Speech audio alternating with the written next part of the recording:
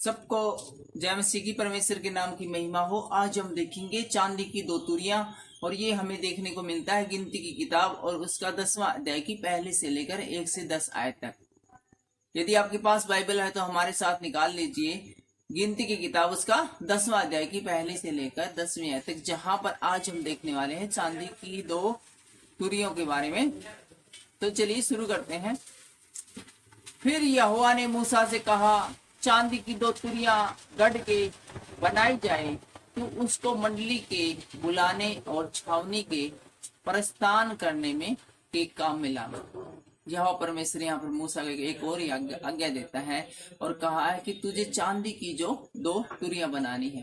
तुरियां आपने देखी होगी युद्ध क्षेत्र के अंदर बजाई जाती है। जब हम फिल्में देखते हैं, पुराने फिल्मों विशेष रूप से ये सिग्नल होता था सैनिकों के लिए अटैक का या फिर उनको एकत्रित करने का। अलग अलग तरीके से जब बजाई जाती थी तो उसका अलग अलग तरीके से ये मतलब होता था, अलग अलग रागों में बजाई जाती थी। तो यहाँ पर यहोवा परमेश्वर मूसा आज्ञा देता है कि दो चांदी की तुरियां बनानी है और उनको है किस काम में लाना है, तो उनको मंडली के बुलाने और छावनी के प्रस्थान करने के काम में लाना। जब मंडली को इकट्ठा करना, बुलाना हो, और जब मंडली को रवाना करना, उसमें इनको इस्तेमाल करना। और जब वे दोनों फूकी जाए तब सारी मंडली मिलाप वाले तंबू के द्वार पर तेरे पास इकट्ठी हो जाए। जब जब उनको फूका जाए, उनको बजाया जाए, सारी मंडली है वो निवास स्थान के आसपास है वो इकट्ठी हो जानी चाहिए। परंतु यदि एक ही तुरही फूकी जाए तो प्रधान लोग जो इजराइल के हजारों के प्रमुख पुरुष है तेरे पास इकट्ठे हो जाए। जब दोनों फूकी जाए तब तो सबके सब लोग इकट्ठे हो जाए, लेकिन जब सिर्फ एक तुरही बजाई जाए उन दोनों तुरियों में से, तो सिर्फ जो हजारों के ऊपर प्रधान ठहराए गए हैं, सारे प्रधान है वो इकट्ठे हो जाएं।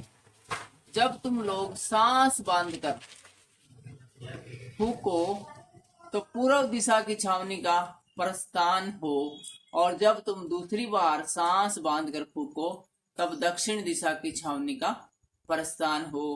इसके प्रस्थान करने के लिए वे सांस बांधकर फूके, और जब लोगों को इकट्ठा करके सभा करनी हो तब भी फूकना, परंतु सांस बांधकर नहीं। और हारून के पुत्र जो याजक है वे उन तुरियों को फूका करे। और इन तुरियों को फूकने का काम किसको सौंपा गया? शुरुआत में हारून के पुत्रों को सौंपा गया था।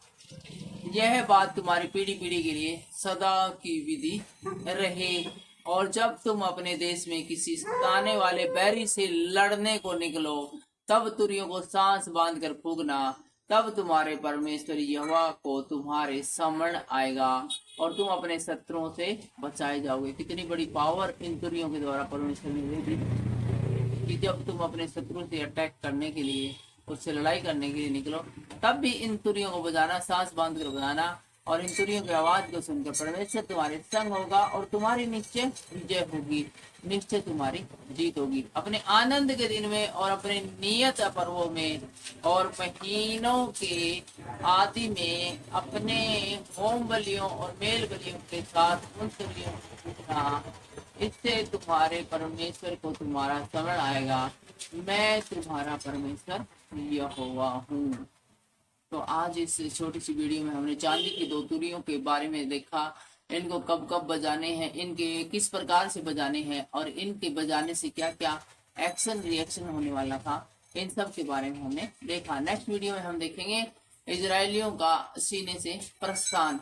लेकिन फिलहाल के लिए इतना ही। आपने पूरा वीडियो देखा, इसके लिए आपका धन्यवाद करते हैं। आपका कोई प्रार्थना का विषय है, आप दुखी है, उदास है, परेशान है, आप हमें बताइए, कमेंट में लिखिए। हम आपके लिए दुआ करना चाहते हैं, प्रार्थना करना चाहते हैं। जय मसीह की जय हिंद।